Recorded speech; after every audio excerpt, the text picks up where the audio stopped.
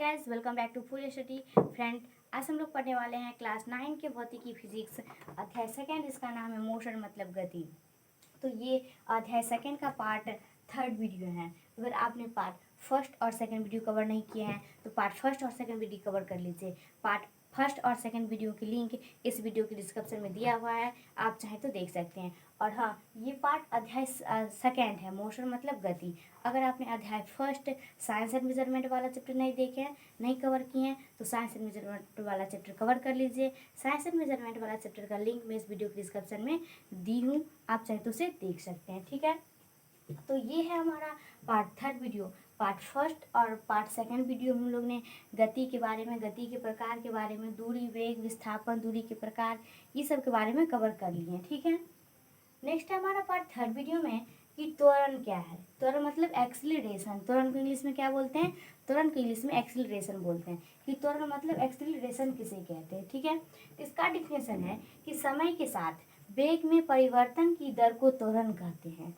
समय के साथ वेग में परिवर्तन की दर को त्वरण कहते हैं। देखिए यहाँ पे, जैसे मान लीजिए यहाँ पे कोई कण है, यहाँ पे कोई कण है, ये इतना दूरी गया, फिर यहाँ पे कोई दूसरा कण है, ये इसका जो दूरी है u और इसका v, u मतलब प्रारंभिक वेग। कोई कण जब यहाँ से चलना शुरू किया तो चलना जिस जिस बिंदु से चलना शुरू किया वह बिंदु उस त्वरण के लिए प्रारंभिक त्वरण हो गया, मतलब प्रारंभिक वेग। और जहाँ पे अंत हुआ वहाँ पे इसका क्या हो गया? अंतिम दूरी, मतलब प्रारंभिक वेग u और अंतिम वेग v। तो ये जो चला शुरू किया यहाँ से u के, यहाँ से चलना स्टार्ट किया, यहाँ खत्म किया, तो ये हुआ प्रारंभिक वेग और ये हुआ अंतिम वेग। तो मान लीजिए यहाँ का जो डिस्टेंस, यहाँ से जो यहाँ तक जाने में जो कुछ समय लगा, यहाँ का डिस्टेंस है 10 किलोमीटर, यहाँ का मान लीजिए 20 किलोमीटर, 20 किलोमीटर। तो ये जो 10 का डिफरेंट है, इसके बीच में परिभाषा है कि समय के साथ वेग में परिवर्तन की दर को त्वरण कहते हैं। मतलब ये वेग जो है, ये प्रारंभिक वेग और ये अंतिम वेग। तो ये जो 10 किलोमीटर है और ये 20 किलोमीटर है, तो ये जो डिफरेंट है 10 का, मान लीजिए यहाँ पे कोई 60 रहता है, यहाँ पे कोई 70 रहता है, कोई भी राशि आप ले सकते हैं डिफरेंट में। तो क्या हो गया इसका? प्रारंभिक वेग ये, अंतिम वेग ये। तो ये जो डिस्टेंस है 10 का, ये जो डिस्टेंस है यहाँ से यहाँ तक में 10 का, यही इसका क्या कहलाएगा? यही इसका त्वरण कहलाएगा। त्वरण का डिफिनेशन अच्छी तरीके से समझ में आ गया। नेक्स्ट है हमारा कि त्वरण बराबर परिभाषा, त्वरण बराबर फॉर्मूला क्या होता है? तो त्वरण बराबर होता है वेग में परिवर्तन बटा समय अंतर। अब त्वरण निकालना है तो त्वरण मतलब वेग में परिवर्तन, जितना वेग में परिवर्तन आया वो, और जितना समय लगा यहाँ तक जाने में, यहाँ से यहाँ तक की उसको वहाँ पे समय हो जाएगा। तो वेग में परिवर्तन बटा समय अंतराल, ये त्वरण बराबर। इसको हम ऐसे भी लिख सकते हैं, a बराबर v माइनस यू बटा टी, जहाँ a त्वरण, u प्रारंभिक वेग, v अंतिम वेग और t समय। तो देखिए, त्वरण को क्या बोलते हैं? एक्सीलरेशन त्वरण को बोलते हैं।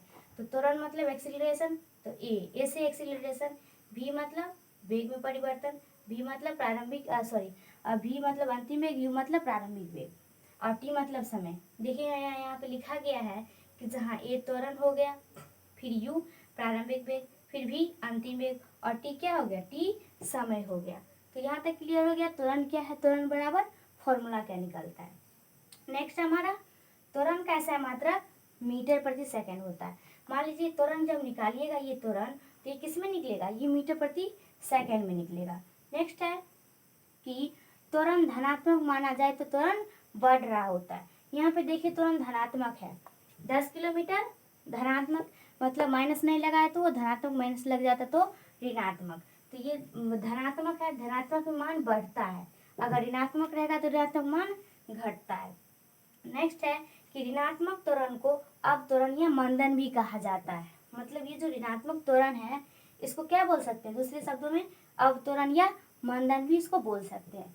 नेक्स्ट हमारा त्वरण कौन सा राशि है? त्वरण एक सदिश राशि है। त्वरण के लिए दिशा की आवश्यकता होती है, इसीलिए त्वरण क्या है? एक सदिश राशि है। ठीक है, अब हम लोग देखते हैं नेक्स्ट पॉइंट में, तब तक के लिए आप इसका एक स्क्रीनशॉट ले लीजिए। तो अब हमारा नेक्स्ट है कि एक समान त्वरण किसे कहते हैं? मतलब यूनिफॉर्म ऑफ कांस्टेंट, एक समान त्वरण किसे कहते हैं? तो एक समान त्वरण हम उसे कहते हैं जिसमें बराबर समय अंतराल में बराबर परिवर्तन होता है, उसे हम एक समान त्वरण कहते हैं। तो इसका डिफिनेशन है, इसका डिफिनेशन से स्पष्ट हो जाता है कि इसका जैसे मतलब एग्जाम्पल कि वेग बराबर समय अंतराल में बराबर परिवर्तन होता हो उसे हम एक समान त्वरण कहते हैं, और यदि बराबर समय अंतराल में बराबर परिवर्तन नहीं होता हो तो उसे असमान त्वरण कहते हैं। देखिए मान लीजिए यहाँ पे जैसे में हम ये लिख सकते हैं कि मान लीजिए कोई गाड़ी है, मतलब कोई कार है, वो कार एक सेकंड में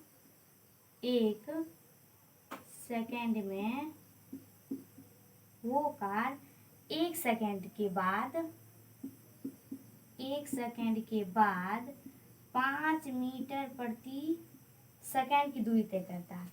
एक सेकंड के बाद मतलब वो कार जब चलना शुरू करता है तो उसका जो वेग होता है वो क्या होता है? शून्य। मतलब वो शून्य से चलना शुरू करता है वो कार। जब वो चलता है, मान लीजिए यहाँ से कोई कण जो चलना शुरू किया यहाँ से, तो वो पहले शून्य से न शुरू किया, तब तो ये आगे गया। अगर यहाँ पे तो कोई वैल्यू नहीं है तो कोई वैल्यू क्या है? वो 0 है, तो वो शून्य से चलना शुरू किया। तो मान लीजिए कोई कार जब शून्य से चलना शुरू किया तो एक सेकंड के बाद 5 मिनट दूरी तय किया, फिर 2 सेकंड के बाद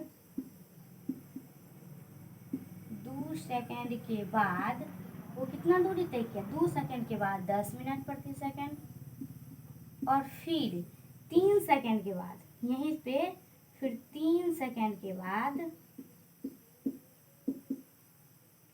3 सेकंड के बाद वो कितना हो गया? 15 मीटर प्रति सेकंड। तो ये जो 15 मीटर प्रति सेकंड हो गया, तो कितना का डिफरेंस आ रहा है? 5।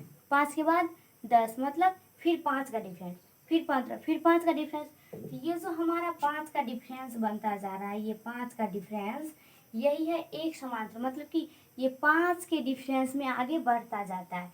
तो ये हो गया एक समांतर। अगर ये 5 के अलावा मान लीजिए ये यहीं पे 5 है, तो ये 5, फिर यहाँ पे 15 रहता, तो फिर 10 का डिफरेंट हो जाता, तो ये क्या होता? वो असमान त्वरण हो जाता। असमान त्वरण वो हो जाता अगर ये 5 मीटर प्रति सेकंड है और फिर ये 10, तो 5 का डिफरेंट है, 5 मीटर प्रति सेकंड के वेग से ये आगे बढ़ रहा है। तो ये इसका जो 5 का डिफरेंट है, ये इसीलिए ये एक समान त्वरण, मतलब इसका ये डिफिनेशन फिक्स है कि ये 5 से 10, फिर 10 से 15, फिर 15 से 20, 20 से 25, 25 से 30, ये ऐसे करके जाएगा। तो वो हो गया एक समान त्वरण। और असमान त्वरण मतलब नॉन यूनिफॉर्म ऑफ वेरिएबल किसे कहते हैं? इंग्लिश में नॉन यूनिफॉर्म ऑफ वेरिएबल कहते हैं असमान त्वरण को। तो इसका डिफिनेशन है, यदि बराबर समय अंतराल में वेग बराबर परिवर्तन नहीं होता हो तो उसे असमान त्वरण कहते हैं। यहीं पे समझ लीजिए कि बराबर समय अंतराल में बराबर परिवर्तन नहीं होता। यहाँ तो बराबर परिवर्तन होता है कि 5, 10, 15, तो ये हो गया बराबर परिवर्तन, मतलब 5 का डिफरेंस।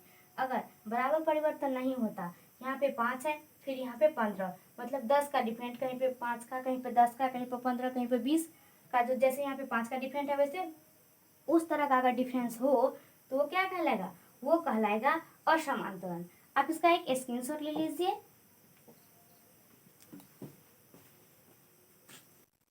तो नेक्स्ट हमारा वेग समय समीकरण किसे कहते हैं? वेग समय समीकरण मतलब ये एक फॉर्मूला होता है कि a बराबर v माइनस यू बट्टा टी। ये a बराबर v माइनस यू बटा टी एक फॉर्मूला है जिस पर हमारा न्यूमेरिकल बनता है, तो उसको इसमें हम सिद्ध करेंगे कि वेग समय समीकरण में a बराबर v माइनस यू बटा टी कैसे समीकरण में वो प्रूव्ड होता है। तो देखिए सबसे पहले वेग समय समीकरण किसे कहते हैं? तो वेग समय समीकरण डिफिनेशन है कि एक सरल रेखा में एक समान त्वरण गतिशील कण का वेग त्वरण वेग अगर समय ग्राफ की ढाल से प्राप्त होता है, मतलब ये जो एक समान त्वरण है, ये गतिशील जो कण है इसका ढाल से क्या प्राप्त होता है? इसका ढाल से समय वेग ग्राफ प्राप्त होता है। देखिए इसका ये चित्र बनाया और इससे ये स्पष्ट हो जाएगा। ये एक सरल रेखा में एक समान त्वरण से गतिशील कण, मान लीजिए यहाँ पे कोई कण है, ये एक सरल रेखा है, इस पे कोई कण है जो गति कर रहा है, गतिशील कण, त्वरण वेग समय ग्राफ की ढाल से प्राप्त होता है। तो ये जो आयत है, मान लीजिए ये एक आयत बन गया यहाँ पे और ये एक आयत बन गया। इस आयत के लिए ढाल कौन सा हुआ, ढाल BC हुआ और AC हुआ A के लिए। तो देखिए हम जो V बराबर U प्लस AT होता है फॉर्मूला कि A बराबर V माइनस U बटा T, तो इसको हम इस पे कैसे हम सिद्ध करेंगे। तो देखिए इस समीकरण के लिए, इस आयत के लिए जो ढाल होगा वो क्या होगा, BC और AC। किसके लिए, A के लिए BC और AC क्या होगा, BC AC ढाल होगा। तो देखिए हम यहाँ पे लिख सकते हैं कि ढाल बराबर BC बाई AC। ढाल लिखते हैं BC AC, किसके ढाल है, ढाल A है। तो हम यहाँ पे A बराबर भी लिख सकते हैं BC बाई AC। ठीक है, हम यहाँ पे A बराबर लिख दिए BC बाई AC। क्या, ढाल जो था हमारा BC बाई AC। अब देखिए ये जो हमारा A बराबर निकलेगा, ये जो हम यहाँ पे A लिखे, ये जो A बराबर निकलेगा ये क्या निकलेगा, ये A बराबर, अगर हमें A निकालना हो, देखिए यहाँ पे अगर हमें A निकालना हो, ये ढाल है, क्या है ढाल, ढाल A है। अगर हमें A निकालना हो तो BE को अगर हम BC से घटाएंगे तो क्या हमारा निकलेगा, हमारा निकलेगा A, मतलब ढाल निकल जाएगा। तो हम यहाँ पे क्या लिख सकते हैं, BE घटे C। ये जो BE है अगर C के हम घटाएंगे तो हमें B प्राप्त हो जाएगा। तो हम यहाँ पे लिख सकते हैं A बराबर BE माइनस C, अब बाई में क्या, OE, क्या लिख सकते हैं, OE हो गया। अब A बराबर ये जो BE है, BE इसके जो सम्मुख, इसके सम्मुख कौन, भुजा कौन है, ये O और D। OD क्यों, क्योंकि एक तरह से आयत हो गया। आयत की जो दोनों ये बराबर भुजा होती है या सम्मुख भुजा, ये क्या होती है, बराबर होती है। तो ये जो BE है इसको क्या लिख सकते हैं, OD लिख सकते हैं, BE को OD। ये जो CE है, अब CE को क्या लिख सकते हैं, देखिए ये CE है, फिर ये एक छोटा सा आयत, ये बड़ा आयत और ये छोटा आयत। तो ये जो CE है इसको क्या लिख सकते हैं, इसको OA लिख सकते हैं, क्योंकि ये भुजा बराबर है। क्या लिख सकते हैं इसको, OA।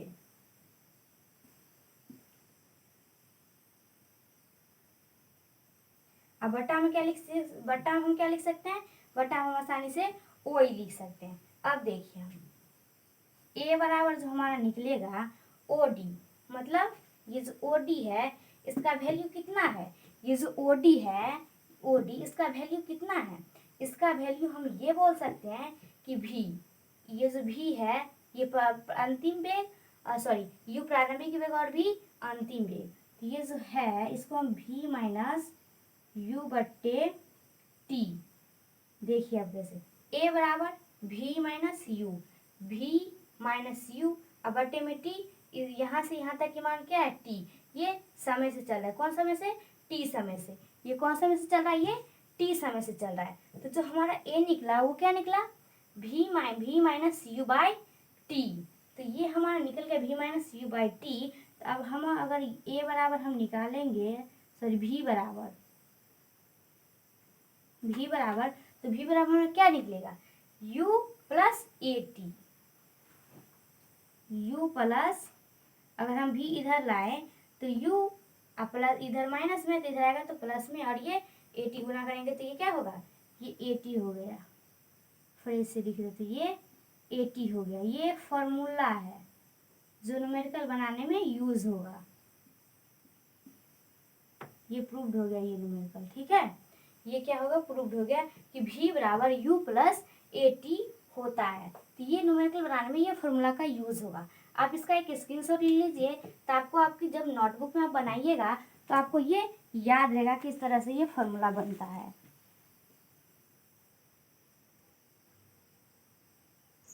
तो नेक्स्ट है अब हम लोगों का कि एक समान वृत्तीय गति किसे कहते हैं, यूनिफॉर्म सर्कुलर मोशन।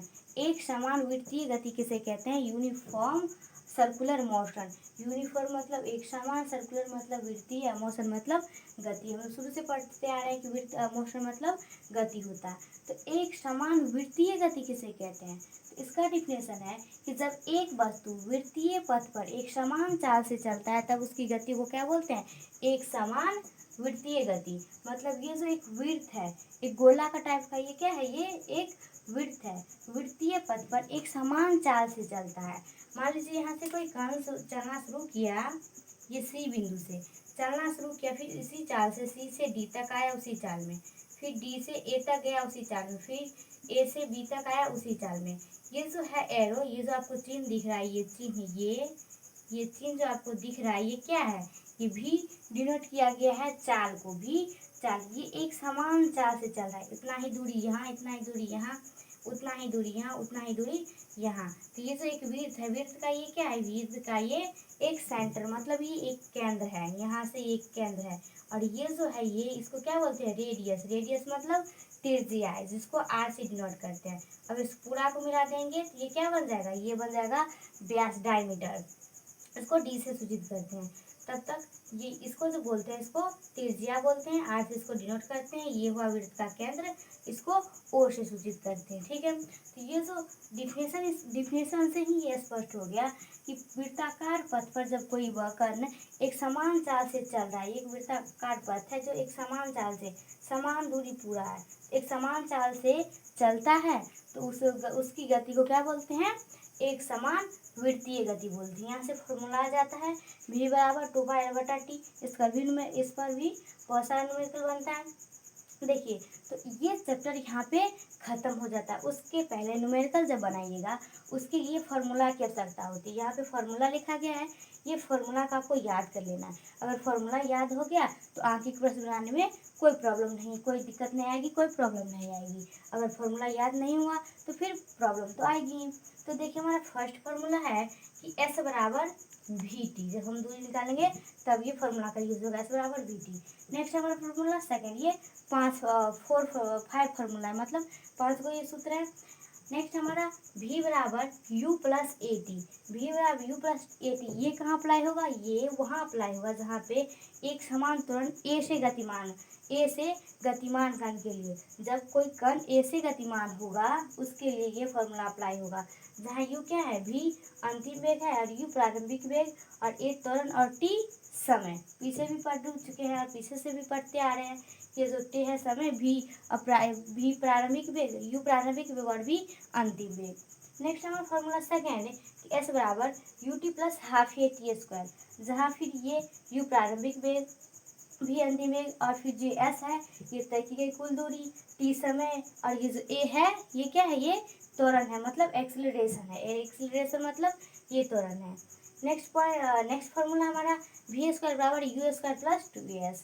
फिर नेक्स्ट फॉर्मूला है 5 नंबर की v बराबर 2πr/t। ये कहाँ अप्लाई होगा? जब वृत्ताकार पथ पर चलते हुए कण के लिए, जब कोई कण रहेगा इसी तरह और वृत्ताकार पथ पर चलेगा तो उसके लिए यही फॉर्मूला का यूज होगा। किसका? ये जो निकला है v बराबर 2πr/t, तो वही फॉर्मूला यहाँ पे है 5 नंबर में कि v बराबर 2πr/t। जब वृत्ताकार पथ पर कोई कण गति करेगा तो इसके लिए ये फॉर्मूला यहाँ पे अप्लाई होगा। और जब v बराबर पूछा जाए तो ठीक है, ये चाल v किसके? v चाल को डिनोट किया गया v से। देखिए यहाँ पे ये जो v है, ये v आपको दिख रहा होगा, ये v जो है ये क्या है? v क्या है? ये चाल है। r त्रिज्या यहाँ पे लिख दी हूँ मैं, r त्रिज्या है, और t जो है ये क्या है? ये एक चक्कर में लगा समय है। ठीक है, ये जो इसका पूरा एक चक्कर, मान लीजिए ए से शुरू किया और फिर डी तक आया, ये पूरा एक चक्कर हुआ, तो एक चक्कर में लगा कुल समय क्या हो गया? ये इसका एक चक्कर में लगा कुल समय, इसका टाइम हो गया, मतलब समय होगा। तो ये फॉर्मूला को आप याद कर लीजिए ताकि न्यूमेरिकल बनाएं। हम लोग मिलेंगे किस वीडियो में? पार्ट 4 वीडियो में न्यूमेरिकल के साथ। तब तक के लिए फॉर्मूला याद कर लीजिए ताकि न्यूमेरिकल में कोई प्रॉब्लम ना आए। तब तक लिए थैंक्स फॉर वॉचिंग वीडियो।